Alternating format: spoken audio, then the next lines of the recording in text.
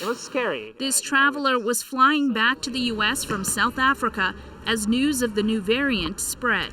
We were concerned if we were going to be able to come back home. But Omicron has already traveled far. The Netherlands confirming 13 cases from passengers on flights from South Africa. This variant is spreading around the world. More than a dozen countries have cases, including the UK, Italy, and Australia. While some nations put more safety measures in place, we will require anyone who enters the UK to take a PCR test. Others are going further. Israel is banning all foreign travelers. Morocco is stopping incoming flights. And the Philippines is adding European countries to its travel ban list. Inevitably, it will be here. Starting Monday, the U.S. will ban travelers from South Africa and 7 other African nations.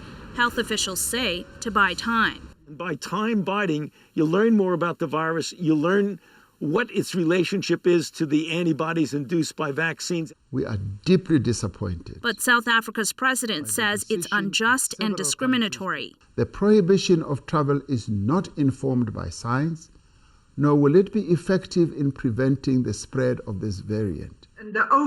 This South African doctor who flagged the variant's existence agrees.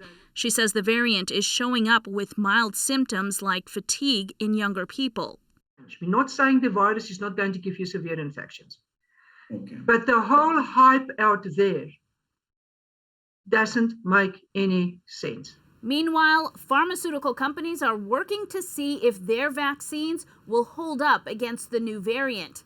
If not, Pfizer and Moderna say their formulas can be tweaked and ready to go early next year.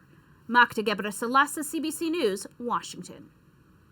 Let's bring in infectious diseases specialist Dr. Zane Chagla, who's in Mississauga, Ontario. And Dr. Chagla, I know I've just heard from so many people who have questions on this. And two of the key ones is whether we know if Omicron is more transmissible and whether it makes people sicker. Do we have answers at this point?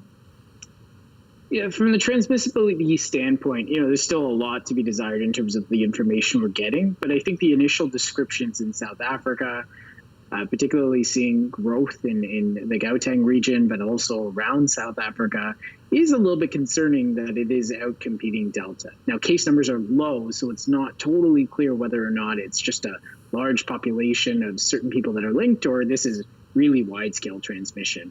From the severity piece, still very, very unclear. We're hearing case reports here and there of certain things, but again, that's the tip of the iceberg of what's happening. And again, we really do need to wait on good epidemiologic data before we get to that point.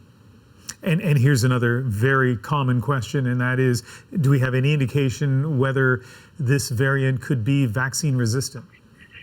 Yeah, obviously, this is the question people are looking at. It's important to remember, the immune system is incredibly complex, and it's not as simple as being an on-off switch. So, again, this is being evaluated amongst individuals who are having breakthrough infections and individuals in general.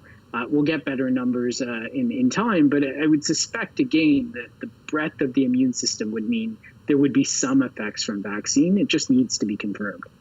All right, Dr. Chagla, stand by. We'll come back to you along with Dr. Susie Hoda later in the program. No problem.